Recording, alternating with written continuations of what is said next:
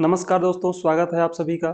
खबर इसलिए भी ज़्यादा इम्पोर्टेंट हो जाती है क्योंकि पिछले 9 महीने से जो युद्ध चल रहा है वो खत्म होने का नाम नहीं ले रहा है।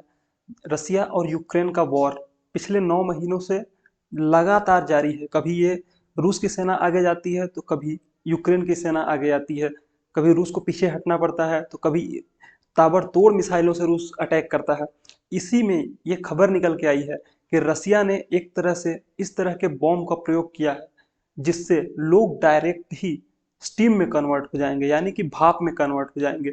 इतना ज़्यादा हीट जनरेट होगी उस बॉम्ब से जिसके जिसके उपयोग मात्र से ही लोग, एक पूरे एरिया के लोग भाप में कन्वर्ट हो जाएंगे। इतना ज़्यादा हीट जनरेट होगी। तो क्या है पूरी खबर, इसके बारे में हम बात करते हैं। सबसे पहले ये देख लेते हैं कि क्या कुछ है।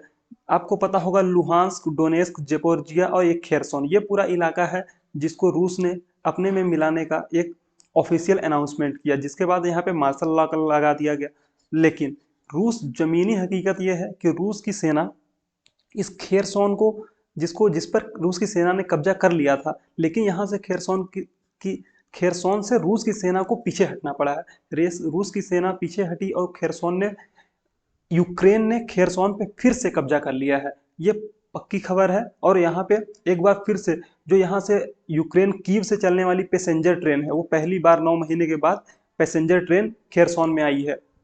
तो इसकी यूक्रेन ने पूरा उत्साह के साथ इसको सेलिब्रेट किया। लेकिन खबर ये है कि जो ये पूरा का पूरा जेपोर्जिया, डोनेस्क, लुहांस्क का एरिया है, इस एरिया में अभी भी बॉम्बार्डमेंट कंटिन्यू चालू है। रूस लगातार बमबारी कर रहा है, कभी मिसाइल रॉकेट, कभी रॉकेट लॉन्चर्स के उपयोग से लगातार यहाँ पे बमबार्डिंग हो रही है। और रूस की सेना भी अभी इन इलाकों में बनी हुई है।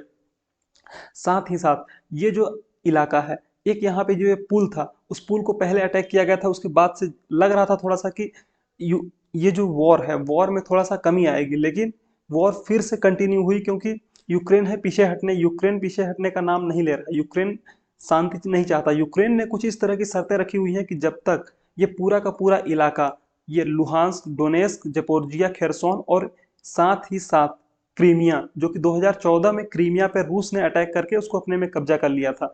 तो यूक्रेन का यह कहना है कि अगर रूस की सेना क्रीमिया से भी हट जाए तो उसके बाद ही शांति वार्ता होगी। मतलब ये पूरा का पूरा इलाका से रूस की सेना को पीछे हटाया जाए, ये पूरा का पूरा इलाका खाली किया जाए और यूक्रेन का इस पूरे के पूरे एरिया पे कब्जा हो। उसके बाद ही यूक्रेन किसी भी तरह की शांति वार्ता के लिए यूक्रेन से, रूस से बात करने को तैयार है। तो खबर यह है, जिस तरह के बॉम्ब का प्रयोग रूस के द्वारा किया जा रहा है, या फिर इसकी खबर निकल के आई है, ये एक वैक्यूम बॉम्ब है। वैक्यूम बॉम्ब मतलब, वैक्यूम बॉम्ब क्या, एक थर्मोबैरिक बॉम्ब है जिसके उपयोग मात्र से ये इतनी ज़्यादा हीट जनरेट करता है, इतनी ज़्यादा मात्रा में हीट जनरेट करता है कि वहाँ आसपास में जो भी एरिया में लोग होते हैं, अचानक ही क्या होते हैं, वाष्प, भाप में कन्वर्ट हो जाते हैं। मतलब रह ही नहीं जाते। पूरी की पूरी हड्डियों, पूरी की पूरी बॉडी, पूरे के पूरे जो भी मसल्स हैं, उन सबको गला के राख कर देता है। ये थर्मोबैरिक बॉम्ब इतना खतरनाक है कि मतलब इसके उपयोग मात्र से ही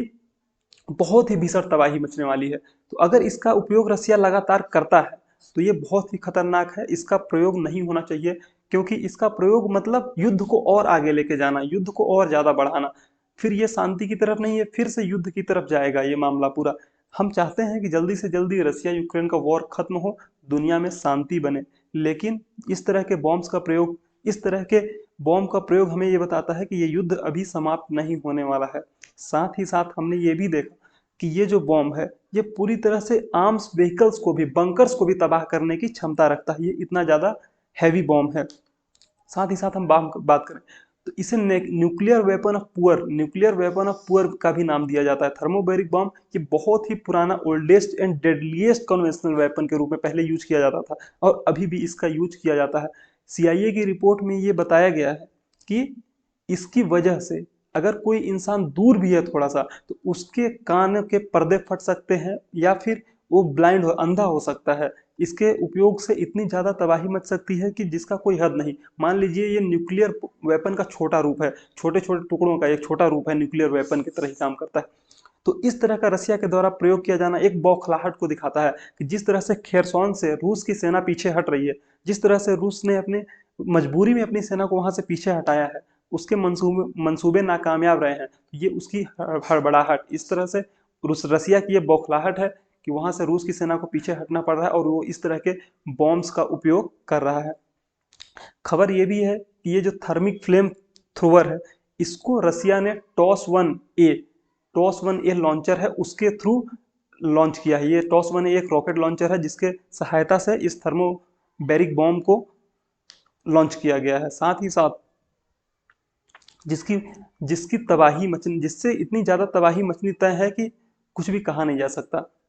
खबर ये भी है कि नॉर्दर्न रीजन, जो रसिया का नॉर्दर्न, यूक्रेन का नॉर्दर्न रीजन है, उस लुहांस्क वाले एरिया में रसिया फोकस करके बम्बार्डमेंट कर रहा है।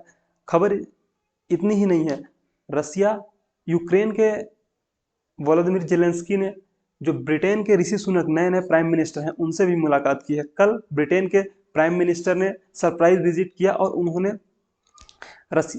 यूक्रेन के व्लादिमीर जेलेंस्की से मुलाकात की। क्या कुछ खबर वहां से निकल के आई, क्या इनके बीच बात हुई, उसके बारे में भी हम बात करेंगे। बातें ये है कि ऋषि सुनक ने व्लादिमीर जेलेंस्की से पहली बार ये मुलाकात की है और पहली बार मुलाकात में ही उन्होंने 50 मिलियन पाउंड का एयर डिफेंस पैकेज उनके लिए अनाउंस किया है। यानी कि एक तरह से ये सपोर्ट जो कि वेस्ट से यूक्रेन को शुरू से ही मिलता आ रहा है, वो अभी भी जारी है, कंटिन्यू है। ब्रिटेन ने इस तरह से इसमें एयरक्राफ्ट गन्स टेक्नोलॉजी, जो कि ईरान के द्वारा जो ड्रोन्स यूक्रेन को सप्लाई किए जा रहे हैं उनको एंटी एयरक्राफ्ट गन्स देने के लिए यूक्रेन को राजी हुआ है। यानी कि जो ईरान के द्वारा जो ड्रोन्स चलाए जा रहे हैं उनको काउंटर करने के लिए ये पूरा का पूरा पैकेज एक तरह से यूक्रेन को सपोर्ट में अनाउंस किया गया है ब्रिटेन के प्राइम मिनिस्टर ऋषि सुनक के द्वारा। अगर हम बात करें तो उन्होंने, वोलोदिमीर जेलेंस्की ने क्या कहा, with friends like you by our side we are confident in our victory. हमें पूरी तरह से विश्वास है कि हम इसमें जीतेंगे, हमारी ही जीत होगी। Both of our nations know what it means to stand up for the freedom. आज़ादी के लिए खड़े होना क्या होता है ये हमें भी पता है और ब्रिटेन को भी पता है। इस तरह से वोलोदिमीर जेलेंस्की से उन्होंने बात की। साथ ही साथ यूक्रेन ने यह भी बताया कि किस तरह से हमारे यहाँ के सिविलियंस लोग, बच्चे मारे गए हैं। 437 यूक्रेनियन चिल्ड्रंस की मौत हुई है और साथ ही साथ 837 घायल हैं। ये पूरी की पूरी ब्रीफिंग हुई है एक तरह से, जो कि उन्होंने ऋषि सुनक को पूरी की पूरी जानकारी दी वोलोदिमीर जेलेंस्की ने। साथ ही साथ उन्होंने कहा कि ये क्रिटिकल सिचुएशन है कीव के लिए। कीव में पूरी तरह से कभी कभी ब्लैक आउट हो जाता है, पावर कट, बहुत ज़्यादा पावर का शॉर्टेज है। मतलब एक तरह से युद्ध के स्टार्ट में जिस तरह से यूक्रेन में रसिया ने बॉम्बार्डमेंट, मिसाइल्स अटैक्स, रॉकेट्स से जिस तरह से तबाही मचाई है, उससे यूक्रेन को अगर हम देख के चलें तो कम से कम ना कुछ